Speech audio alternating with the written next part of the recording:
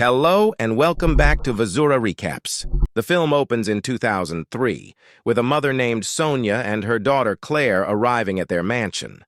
Claire wants to visit her father, Henry, but her mother refuses, citing his busy schedule. It turns out Henry works for Minos, an escape room design company. They confine people in those chambers and organize survival contests, while the wealthy wager on the winners. Later, Sonia enters into her husband's workplace and confesses her desire to quit the relationship. This shows that they are not on good terms. Henry, who is already dissatisfied with his work, begs her to take a break and says they'll chat in an hour. As a result, she takes a brief dip before heading to the sauna area. While she was relaxed, the door abruptly locked and the temperature began to rise every few seconds, scaring her out. Moments later, some riddles appear on the steam door, revealing that her spouse is playing a deadly game with her. Despite her distress, Sonia desperately tries to find her way out of the room. She eventually answers the puzzle and discovers a magnet hidden within one of the lava rocks. She uses it to slide open the metal bars that keep the door locked. Sonia manages to slide two of them, but her lungs fail while attempting the third, forcing her to perish inside the sauna. The scene shifts to the current day, and we meet Zoe Davis and Ben Miller, past survivors of an escape room organized by the Minos Corporation. They intend to fly to New York to expose this secretive group. On the other hand, we see Claire, who has grown up and now works for Minos. However, this appears to be against her choice because she is trapped inside a glass room and compelled to construct escape routes for her father. Henry looks to be planning to assassinate the erstwhile survivors. Claire argues with her father, claiming that she understands Zoe because they both had lost their mothers. However, Dad stays steadfast in his decision. Elsewhere, as Ben and Zoe prepare to board a flight, the latter suffers from PTSD from her mother's death in an aircraft disaster a few years ago. This makes her so uncomfortable that she refuses to board the flight at the last minute. Following that, they rent a car and drive there themselves. After hours of driving, the two stop at a hotel to spend the night. At midnight, Ben has a nightmare in which the room shakes and the ceiling slowly collapses. As the scenario becomes more severe, he suddenly breaks out in cold sweats. The duo then continues their quest, eventually arriving at the alleged Minos facility in an alleyway. Although there are no traces of the headquarters, Zoe encourages Ben to look about. During this time, they are approached by a local gangster who flees after stealing Zoe's necklace, a sentimental memento from her mother. They chase the guy through the streets and into a subway station, where they find a train car. However, the thug flees, trapping them inside. With all hope seemingly lost, the two decide to disembark at the next station and return to the building. Shortly thereafter, Ben and Zoe notice something peculiar about the train car, particularly the strange noises. As a result, they examine the conductor's station and discover that no one is inside. Their train car eventually detaches from the rest and is diverted to a remote station with no button to halt it. 4 additional passengers join Zoe and Ben: Rachel, Brianna, Nathan, and Theo, all of whom are former escape room survivors. The train comes to a halt, scattering them throughout the vehicle. As they gather, the train gets electrified, revealing that they are once again caught up in Minos's fatal game. Theo wants to get home for his wife's birthday, so he punches a button on the train in the hopes of getting help. However, he just receives a pre-recorded message.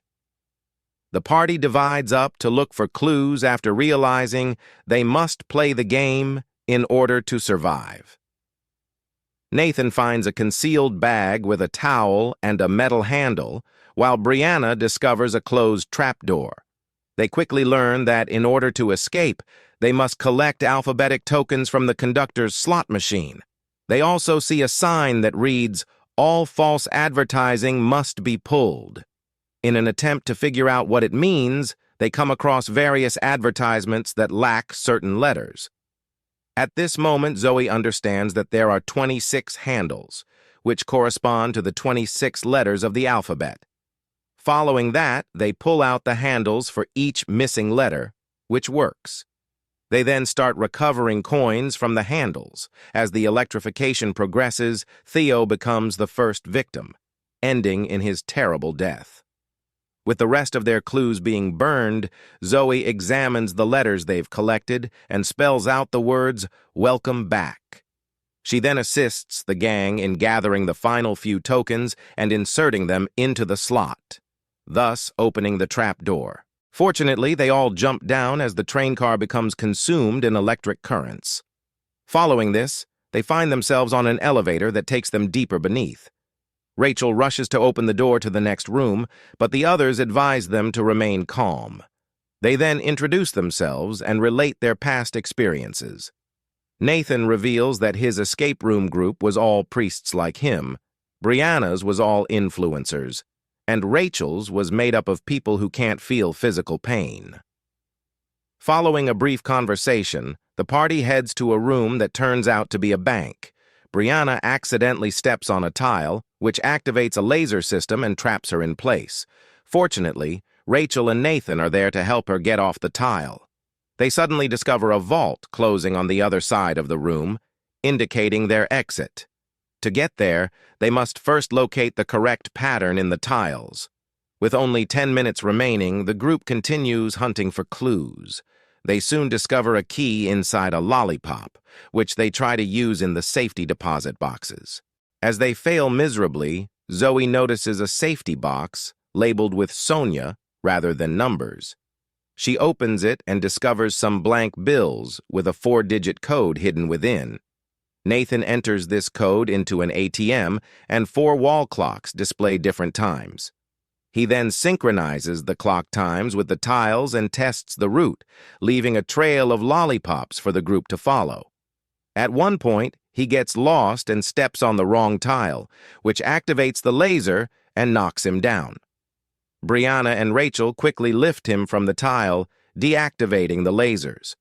With only 1 minute left, Zoe discovers a chart with the final tile pattern and leads the party to the exit, as Ben carries Nathan. Zoe dashes in the final seconds and barely makes it into the vault. Once inside, the party finds themselves in a cave that quickly begins to collapse.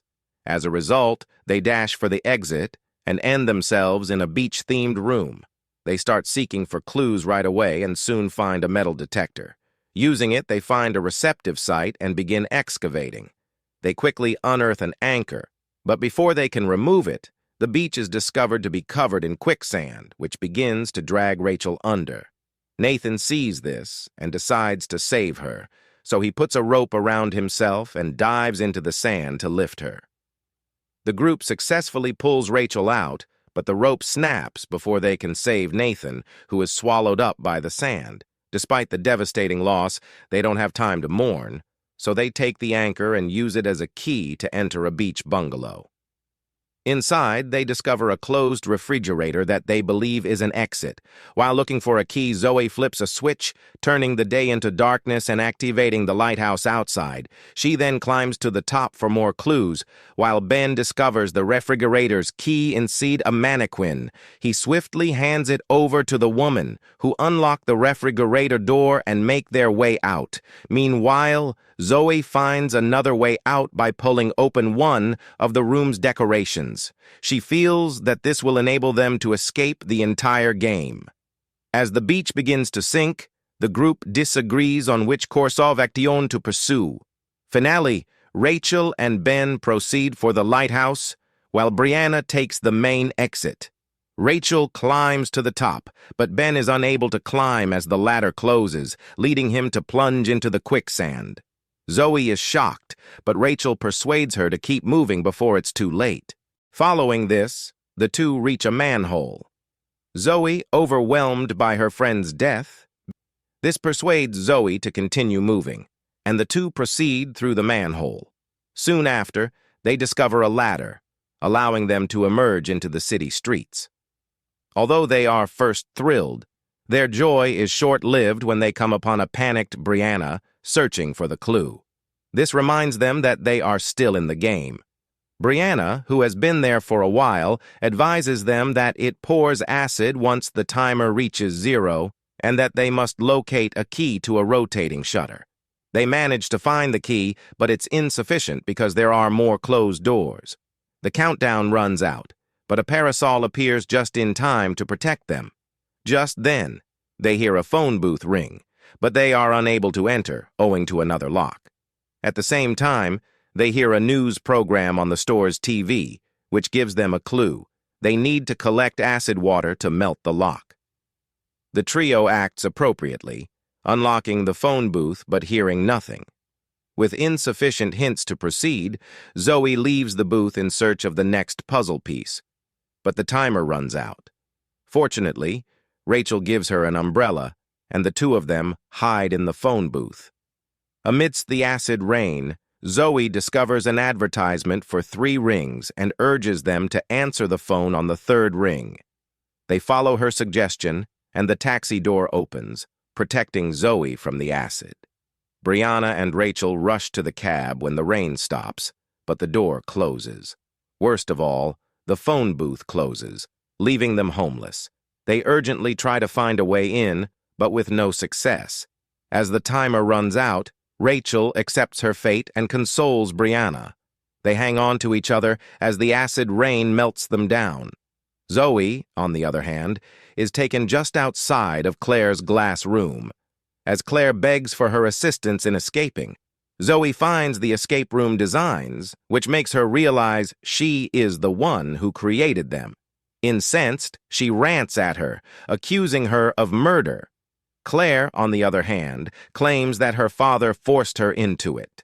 To gain her trust, she shows her footage of Ben still alive and reveals that she created a secret extractor tank beneath the quicksand to save him. Unfortunately, the guards hunt him down and force him into the sauna, his last destination. After witnessing this, Zoe requests that Clara do something, to which the latter responds that she must first get her out of the room. To do so, they must solve another problem. Claire also informs her that they have only 2 chances before the room's oxygen supply is turned off. After learning all of this, Zoe assists her in deciphering the riddle, eventually unlocking the door. But before they can go, Henry appears and holds them at gunpoint.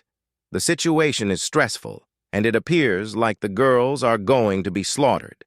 But just then, Claire's companion shoots Henry on the shoulder, allowing her to lock him in the glass room. The 2 girls then proceed to the control room to override the sauna chamber and keep Ben from being burned. After that, Claire hands Zoe her father's automobile, confirming that her coordinates to the Minos headquarters were right. She also discusses her decision to contact the police once Zoe has reached a safe distance. When Zoe gets at the headquarters, the police and paramedics are already present. She goes looking for Ben and discovers him being carried into an ambulance. She informs him that the game is finally finished and everything will be great. Meanwhile, Claire returns to talk to her father. Their talk reveals that Claire was the one who built the sauna room and murdered her mother in order to impress her father. She is, however, disappointed that he claimed full credit for it. In the end, she enters the incorrect codes and turns off the oxygen supply in the glass room. I hope you enjoyed it. Subscribe for more material like this, and please press the like button to assist us. Also, if you want us to recap your favorite movie, leave a comment. Take care until the next time.